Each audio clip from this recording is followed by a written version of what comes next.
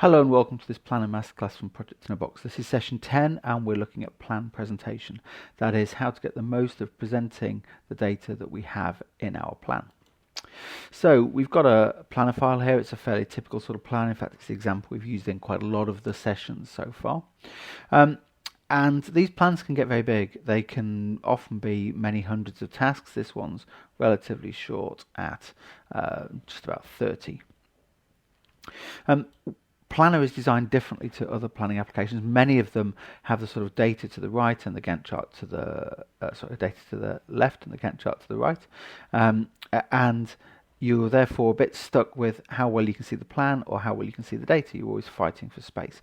We have these above and below, and that means that you can maximize the part of the screen that you want to see, above or below, and then every time you hook into a particular task, you see in the plan, it highlights it here in the table section below. If I come down to a lower one, it scrolls the plan to find me that task. So it always keeps the two tied together nicely for me. We have other things that allow us to use the space on the screen a little bit better.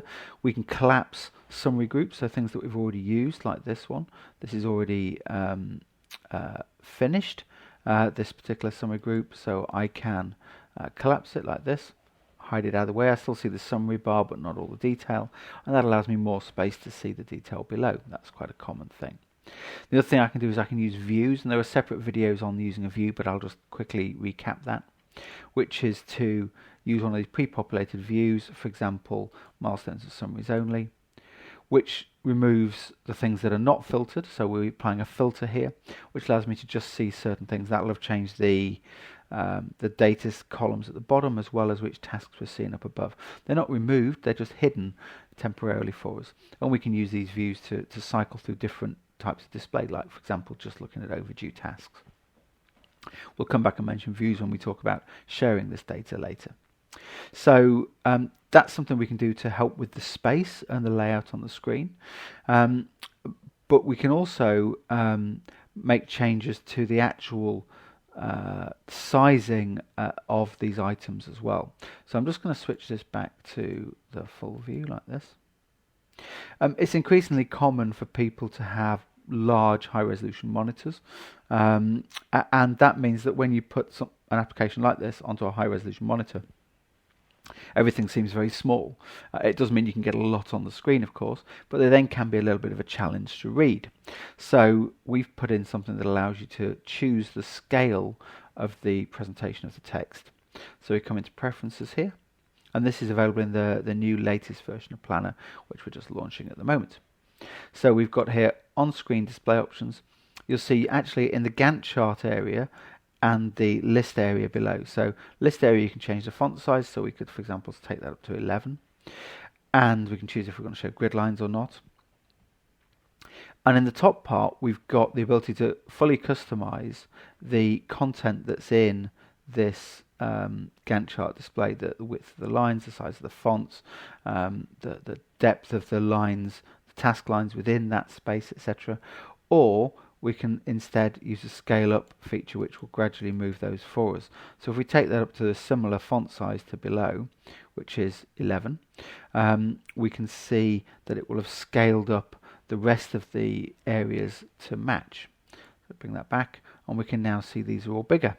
And that's very helpful, either if we've got an accessibility issue with people with sight issues who need bigger text, or like I say, if you're working on very high-res monitors but are therefore struggling to see the smaller font sizes, you can blow those up like that. Now these settings are Planner settings, so you change that, it will apply like this to all of your Planner files until you change it back again. And it's very simple to do. We're into here, into preferences, and we see on-screen display options. We can go back to default anytime we want to, but like I said, this scale up, scale down is a nice easy way of making all the changes work at the same time for you.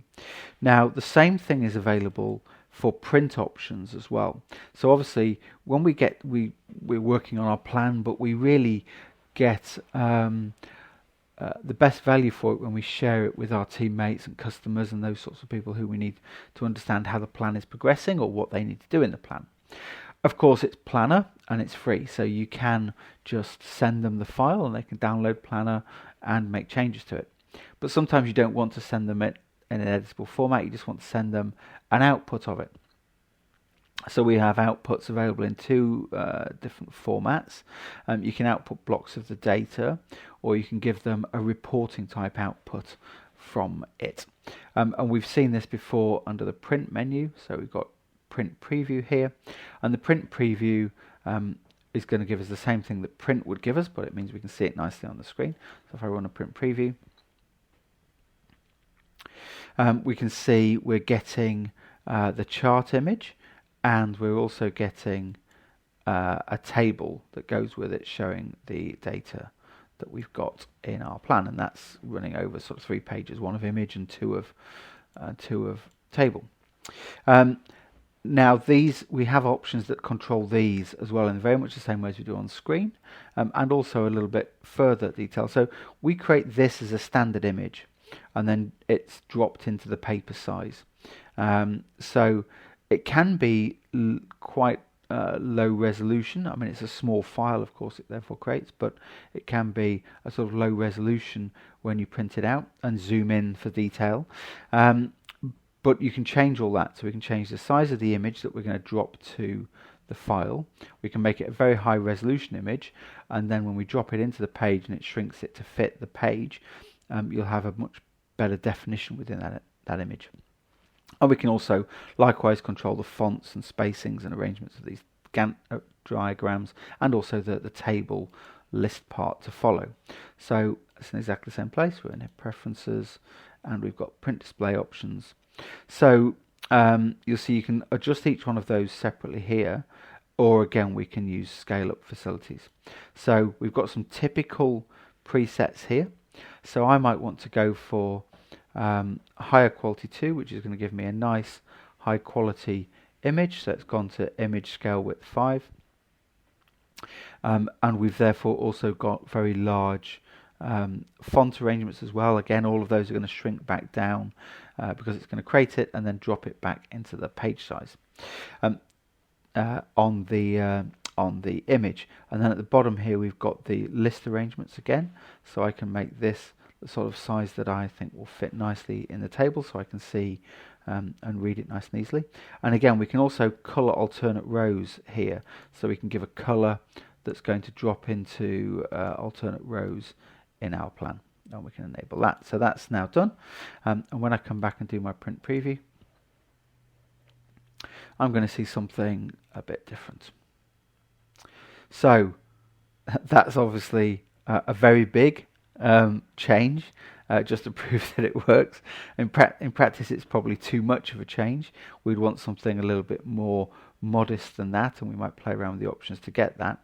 And then we've got our tables below here, and you can see that's definitely changed the font and the color of all that. And it's a question of getting the right size that's going to match what you want. Now this, as it happens, enables me to point out another couple of options further on. We've sort of forced the issue here by having each row of the task table large, so there's too much to fit in one image, and it never looks quite right on the screen when you've got that. So we have options for breaking these images up into smaller or into multiple images, so that you can drop them onto different pages if you want to. And we're going to have a look at that in just a second, but let's just come back here and find ourselves something which is a bit of a nicer output. So let's bring that back to default like that, and apply the defaults, and then I might put a better quality of image in, like that, and I'm going to then scale that up to get my font size at 11, something similar to what I've got in my list, like that. And we'll go back and have a look at print again. Okay, so that's something a little bit nicer. It's definitely bigger than it was the first time, and actually I can see that it's got a better clarity of image in it as well. And then we've got those list views the same as we had them before. So that's giving me, a choice of how I lay all that out. As we've seen before, we can drop our own logos onto it and things like that if we want to. Like I say, that's another option that sticks with you for all of your plans. Once it's set up in preferences, it'll be like that on every planner file that you open. So that's if you want to produce that sort of fixed report which has everything in it. Now it will have everything in it for the current view. So if we changed our view to be overdue tasks, for example, the report would just have overdue task data in it. But sometimes you want to share multiples of those views. Now the main application, of course, allows you to report on multiple views, but in the free planner you're reporting on one at a time. But there is a way around that, which is to export the individual bits that you're interested in, and you can put them in your own report. You can merge it with your own images and your own text and commentaries for your project, and data from other sources as well if you want to. So we can always grab what we're looking at here. I right click on here and I've got copy Gantt chart to clipboard. That will allow me to paste it into something else, an email or a Word file or whatever I'm using, PowerPoint presentation. And I can do the same with my table down here, and I can copy task list either as an image or as a raw data table to clipboard, and then drop that into a newly created table or as an image. So this again uses those same image size settings when creating those images. Now, as we said though, sometimes this can be quite a big set of tasks up at the top. You can of course repeat it for each particular view. So there's nothing to stop me coming and doing overdue tasks view, which gives me my one overdue task, and copying that set of data, dropping it into a report, then coming back and changing it, selecting a different view, which might be all activities happening today, getting that, dropping that again into my report. So I can do multiple different analysis views into a report by copying the data blocks each time.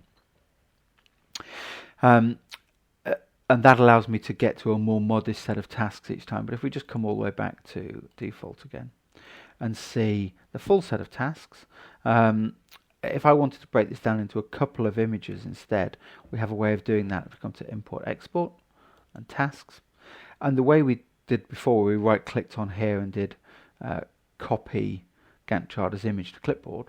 Instead we have another version here which is advanced, and advanced allows me to decide how many tasks I want in each of my images. So I've got 20 here, so I'm essentially dividing my plan into two blocks.